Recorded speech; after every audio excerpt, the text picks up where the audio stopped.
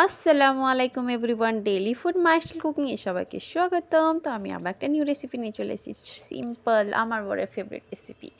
তো খিচুড়ি, একদম সিম্পল তারিখে খিচুড়ি বানাবো। প্রথমেই আমি কড়াই নিয়ে নিয়েছি, প্রেশার কুকার নিয়ে নিয়েছি।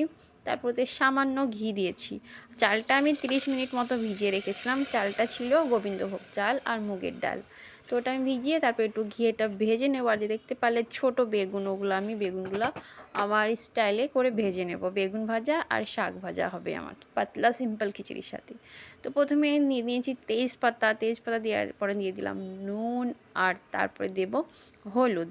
তো ওটা দিয়ে একটু নাড়াচাড়া করে সুন্দর করে একটু ভেজে নেব। তারপরে পানি ঢেলে দেবো পরিমাণ মতো। তো পরিমাণ মতো পানি ঢেলে ওটা সিটি দিয়ে নেব।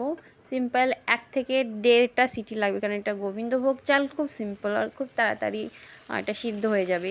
তো এরকম করে সিম্পলভাবে খিচুড়ি আর শাক ভাজা, বেগুন ভাজা দিয়ে যদি খাও তো খুবই টেস্টি। আর এটা আমার বরের ফেভারিট। তারপর নিয়ে নিয়েছি সিলভারটা আর বেগুনগুলো, দেখতে পাচ্ছ ছোট বেগুন। আর বেগুনগুলো আমি বানাবো ভোরে। তো এই ভাবা বেগুন ভাজা কার না ভালো লাগে, যে খায় না সেও বেগুন খাবে। আর স্পেশালি বেগুন ভাজা আমার খুবই ফেভারিট। আর শাকটা তো নেক্সট ভিডিও তো খুবই দেখো, যে লাল শাক আমি খুবই খাই। তো এই দেখতে পাচ্ছ শিলে নিয়ে নিয়েছি। তো 2 কোয়া মতো রসুন আমি বেটে নেব শিলে। আর বেগুনগুলো আমি এরকম করে কেটেছি, কারণ 4 কুলা করে, আর ভেতরে পোকা যদি থাকে সেটাও দেখা যাবে। তো এইটা দেখতে পাচ্ছ হলুদ দিয়ে দিলাম অল্প মতো। আর তারপরে দিয়ে দেবো নুন। আর তারপরে দিয়ে দেবো জিরে ধনে পাউডার, যে ভাজা মশলাটা আছে সেটা। আর এতে গরম মশলাও দিতে পারো, বাট আমি গরম মশলা দেবো না, কারণ আমি এতে রসুন বাটা দিয়েছি। তারপরে দেবো একটু লঙ্কার গুঁড়ো। তো এরকম করে সুন্দর করে এটা আমি মিক্স করে নেব। আর মিক্স করে নিয়ে আর বেগুনের ভেতরে এটা আমি দিয়ে দেব। তো এই যে এরকম করে বেগুন ভাজা খেয়ে দেখবে খুবই খুবই টেস্টি। আর ব্ল্যাক ছোট বেগুন আমার খুবই ভালো লাগে। তো মাশাল্লাহ আমার খুব ভালো লাগে সত্যি করে। তো এরকম করে সব আমি এরকম করে ভরে নেব বেগুনগুলা।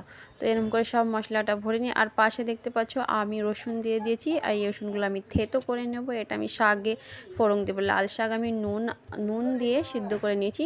পানি কিছু দিইনি, যে শাক ধোয়ার যে পানিটা আছে ওটাতেই সিদ্ধ হয়ে গেছে। এই যে দেখতে পাচ্ছ এটা সিদ্ধ হয়ে গেছে। লাল শাকটা আমি একটা প্লেটে নিয়ে নিলাম। আর তারপরে দিয়ে দেবো কড়াইটা একটু ধুয়ে আমি বেগুনগুলো ভাজতে রেখে দেবো।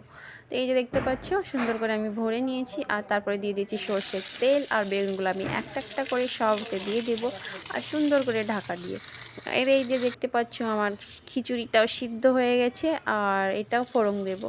তো উল্টে পাল্টে এটা ঢাকা দিয়ে সিদ্ধ করে নেবো। তো বেগুনগুলো এরকম করে ভেজে নেবো। এই যে এরকম করে সব ভাজা হয়ে গেছে। তারপরে ফের আমি কড়াই দিব। ওই কড়াতেই আমি দিয়ে দেবো রসুনগুলো, থেতো রসুন। আর তারপরে 2-3টে মতো শুকনো ঝাল। তো এরকম করে ওটাও সুন্দর করে একটু ব্রাউন করে নেব। আর তারপরে শাকগুলোও ঢেলে দেবো। আর দিয়ে প্রেশার যে কড়াইটা নিয়েছি, কড়াইতে সামান্য একটু সাদা তেল দিয়েছি, কারণ ঘি দিয়ে ভেজেছি তাই একটু ঘিটা কম দেব। তো এই যে দেখতে পাচ্ছ শুকনো লঙ্কা আর সামান্য তেলে আর জিরে, গোটা জিরে। তারপরে খিচুড়িটাও আমি এতে দিয়ে দেবো। একদম সিম্পল। এরকম করে খিচুড়ি আমাদের তো খুব ভালো লাগে। স্পেশালি আমার বরকে যদি ডেলি দাও খিচুড়ি, তো ডেলি খাবে। তো আমার বরের ফেভারিট। তো এগুলো আমার অলমোস্ট রেডি। তো আমি প্লেটে নিয়ে নিয়েছি। কে কে খিচুড়ি লাভার বলো তো? যদি ভালো লেগে থাকে তো please like comment and subscribe জরুর করবে।